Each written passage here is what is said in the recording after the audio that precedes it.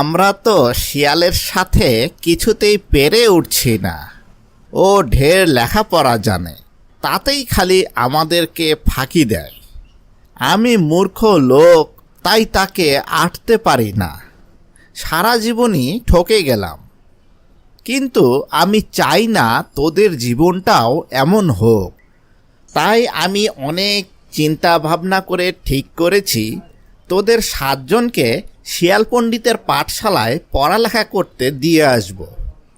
সেখানে তোরা খুব ভালো করে লেখাপড়া শিখবি, চালাক চতুর হবি, ভালো মন্দ বুঝতে শিখবি। এটাই তোদের জন্য ভালো হবে। চল, কাল সকালে তোদের 7 জনকে শিয়াল পণ্ডিতের পাঠশালায় দিয়ে আসি।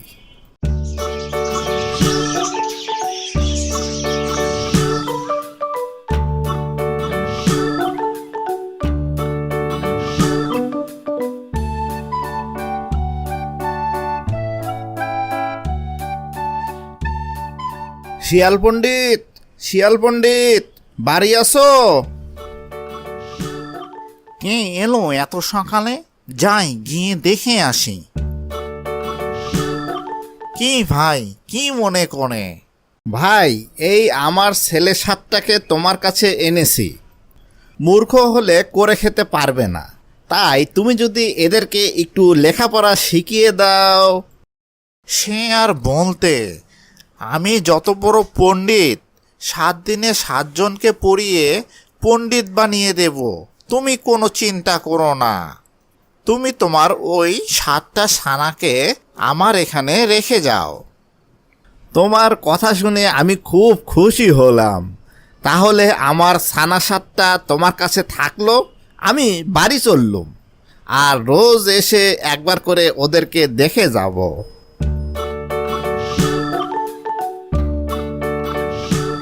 আজকে আমি একজনকে পড়াবো। দেখি একজন আমার সাথে আসো।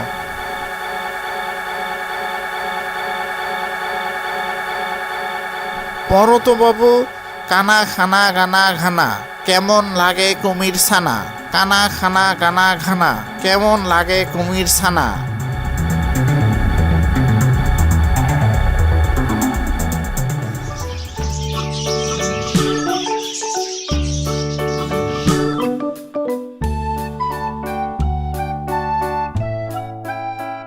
শিয়াল পণ্ডিত, শিয়াল পণ্ডিত, বাড়ি আসো।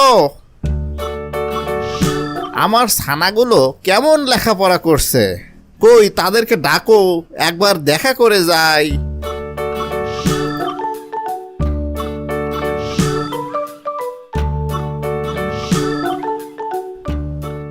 এই 1,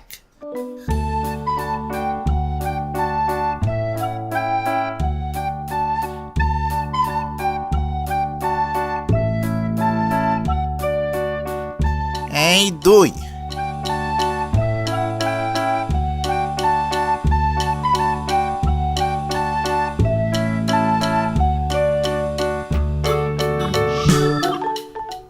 এই 3,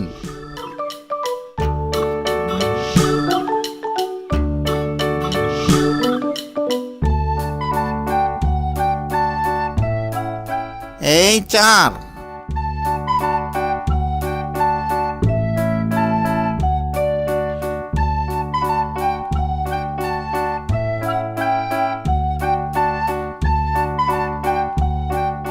এই 5,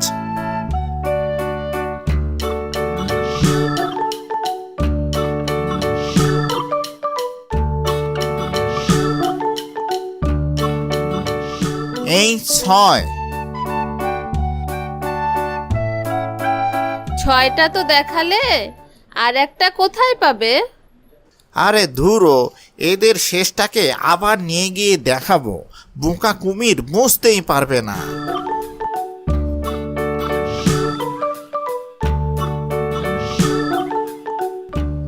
এই হলো তোমার 7। বাহ বাহ, আমার 7টা ছানাই বেশ ভালো আছে দেখছি। যাই, আমি বাড়ি যাই, কাল আবার আসবো। আজকে আমি আরেকজনকে পড়াবো। দেখি বাপু, একজন আসো তো আমার সাথে।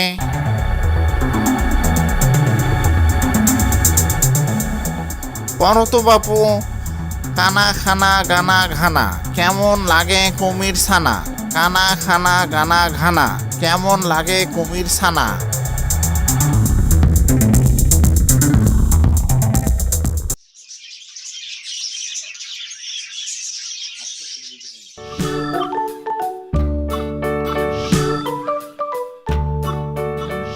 শিয়াল পণ্ডিত, শিয়াল পণ্ডিত, বাড়ি আছো?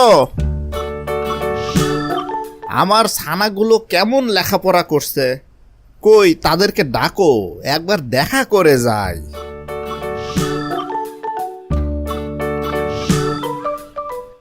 এই এক,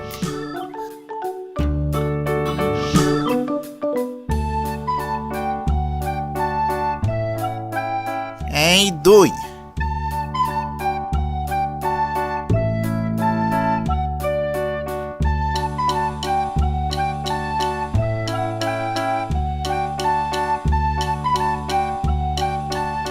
এই তিন,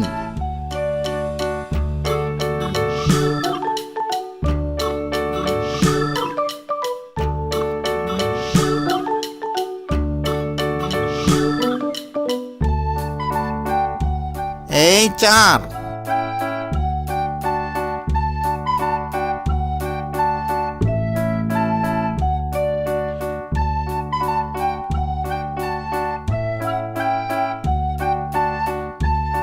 এই পাঁচ,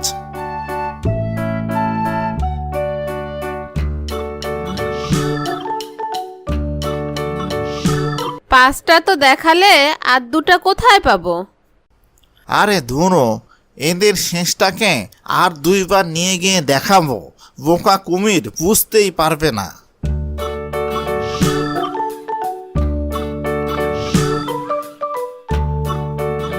এই ছয়,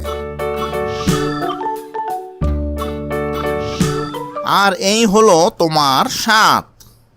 বাহ বাহ, আমার সাতটা ছানায় বেশ ভালো আছে দেখছি। যাই, আমি বাড়ি যাই, কাল আবার আসবো।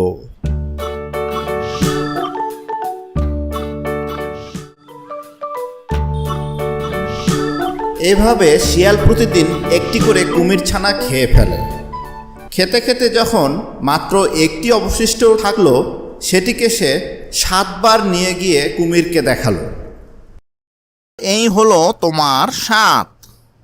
বাহ বাহ, আমার 7টা ছানায় বেশ ভালো আছে দেখছি। যাই, আমি বাড়ি যাই, কাল আবার আসবো।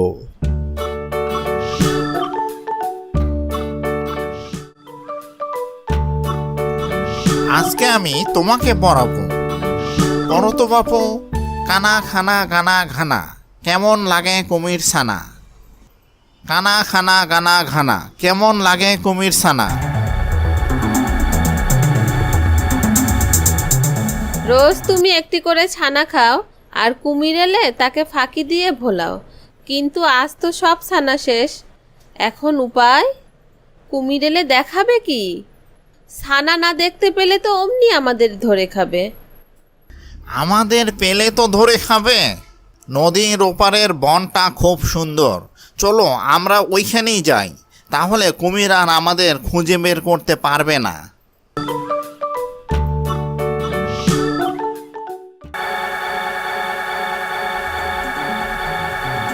শিয়াল পণ্ডিত, শিয়াল পণ্ডিত, বাড়ি আছো? শিয়াল পণ্ডিত, ও শিয়াল পণ্ডিত, কি ব্যাপার, কেউ কথার কোনো উত্তর দিচ্ছে না কেন? যাই, গর্তের ভিতরে গিয়ে দেখে আসি।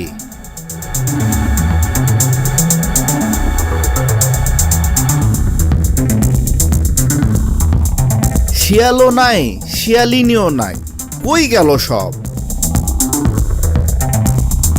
এ কি, আমার 7টা ছানা?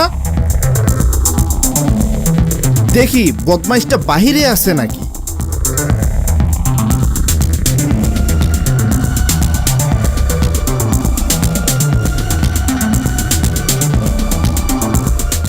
ওই যে ওই যে শিয়াল আর শিয়ালিনী সাঁতরে নদী পার হচ্ছে। জলের নিচে ছুটতে কুমিরের মতো আর কেউ পারে না। আমি এখনই গিয়ে ওকে পাকড়াও করছি, তারা হতভাগা।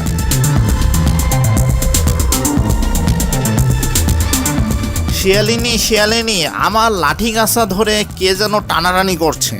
লাঠিটা মনে হচ্ছে নিয়েই যায়। তাই তো পা ধরতে গিয়ে লাঠি ধরে ফেলেছি। শিগগিরই লাঠি ছেড়ে পা ধরি।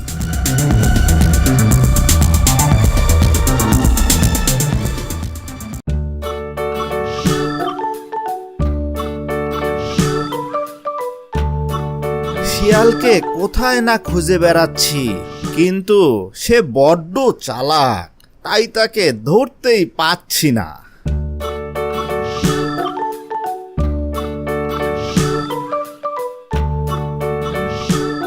যাক, অবশেষে ওই হতচ্ছাড়াদের পাওয়া গেল, কিন্তু আমাকে দেখলেই তো ওরা দৌড়ে পালাবে। আমাকে বরং নতুন একটা ফোন দিয়ে আটতে হবে। কাল আমি ওখানে গিয়ে হাত পা ছড়িয়ে মরার মতো পড়ে থাকবো। তখন মরে গেছি ভেবে ওরা আমাকে খেতে আসবে, আর কাছে আসলেই ও বেটাকে ধরে ফেলবো।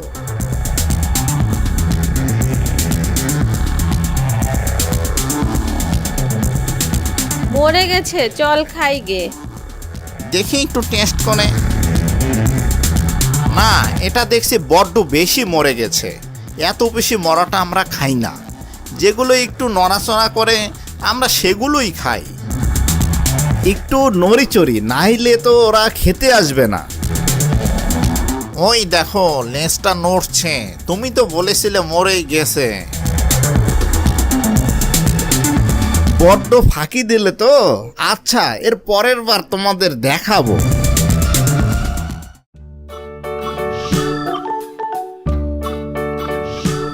শিয়াল রোজ রোজ এখানে জল খেতে আসে।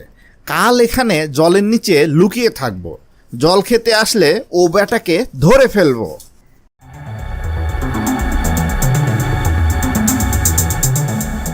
ভালো রে ভালো, আজ সব মাছ গেল কোথায়? বুঝেছি, এখানে নিশ্চয়ই কুমির আছে। দেখি একটু টেস্ট করে। এখানকার জলটা বেজায় পরিষ্কার। একটু ঘোলা না হলে কি খাওয়া চলে? চলো শিয়ালিনী, আরেক জায়গায় যাই।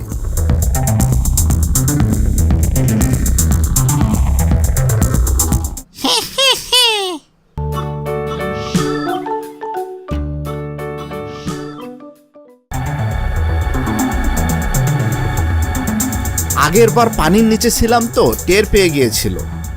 কাল কাদার নিচে থাকবো, দেখি সে কিভাবে টের পায়।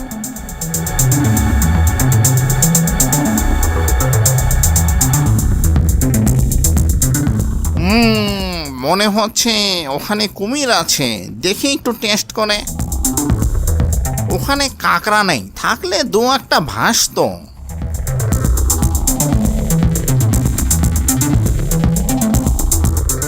না, আর না। এমনি করে বারবার শিয়ালের কাছে ঠকে গিয়ে আমি বেশ লজ্জায় পড়ে গেলাম। এখন আর কি করে মুখ দেখাবো? তার চেয়ে নিজের ঘরের ভিতরে গিয়েই বসে থাকি।